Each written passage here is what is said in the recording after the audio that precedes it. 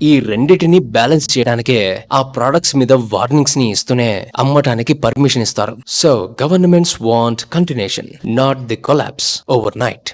కానీ ఇంకా ఏదో ఉంది. నేను ఈ కొకైన్ గురించి కొద్దిగా ఆరా తీశాను. తెలిసిన విషయం ఏంటంటే అది మన డోపమైన్ సిస్టమ్ తో ఆడుకుంటుంది అని.